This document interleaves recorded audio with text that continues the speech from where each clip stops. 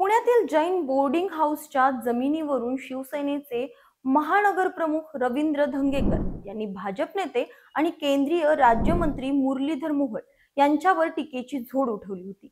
यानंतर पुण्यात महायुतीतील संघर्ष टोकाला गेला होता। या प्रकरणी उपमुख्यमंत्री एकनाथ शिंदे यांनी स्वतः लक्ष घालत रवींद्र धंगेकर यांना महायुतीत दंगा नको अशा सूचना केल्या होत्या। पुढे जैन बोर्डिंग हाऊसचा व्यवहार रद्द झाल्यानंतर रवींद्र धंगेकर यांनी मुरलीधर मोहोळ यांच्यावरील आरोपांची मालिका थांबवली होती। तर आमचं आता ठरलं आहे, मी नाव घेणार नाही असं म्हणत त्यांनी मुरलीधर मोहोळ यांच्यावर टीका करणे बंद केलं होतं। नमस्कार, मी अंजली आपलं स्वागत करते पोलखोलमध्ये। धंगेकर हे मुंबईतून जाऊन आल्यानंतर त्यांनी पुन्हा एकदा मुरलीधर मोहोळ यांना टार्गेट करत गंभीर आरोप केले आहेत।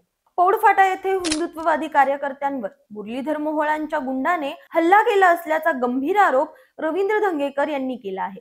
मुरलीधर मोहोळ यांनी अल्पसंख्याक मोर्चाच्या चिटणीसपदी नियुक्त केलेल्या रफिक शेख नावाच्या गुंडाने पिस्तूल दाखवत 30 ते 40 साथीदारांसह मेगा सिटी वस्तीमध्ये घुसून समीर चव्हाण, सनी चव्हाण यांच्यासह वस्तीतील महिलांवर हल्ला केला आहे। मी पुन्हा एकदा सांगतो, सुसंस्कृतपणा फक्त पत्रकारांशी बोलताना असतो, बाकी गुन्हेगारीची पाळेमुळी इथेच आहेत असं म्हणत रवींद्र धंगेकर यांनी मुरलीधर मोहोळ यांच्यावर गंभीर आरोप केले आहेत। दरम्यान रफिक नावाच्या एका व्यक्तीने एका वस्तीतील काही महिलांना मारहाण केली आहे।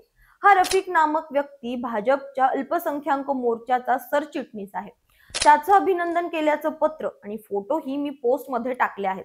हाच व्यक्ती कोथरूड मध्ये काही बिल्डरांबरोबर काम करतो अशी प्रतिक्रिया रवींद्र धंगेकर यांनी या प्रकरणी दिली आहे।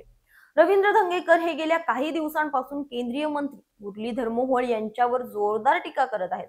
पुण्यातील जैन बोर्डिंग हाऊस जमिनीच्या व्यवहाराप्रकरणी मुरलीधर मोहोळ यांचा थेट संबंध असल्याची टीका रवींद्र धंगेकर यांनी केली होती।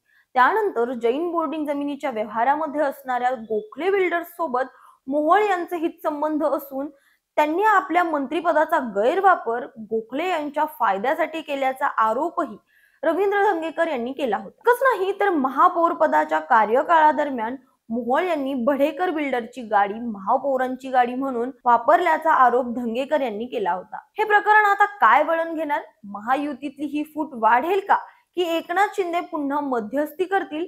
पुण्याच्या राजकारणातील हे वादळ कधी शांत होईल?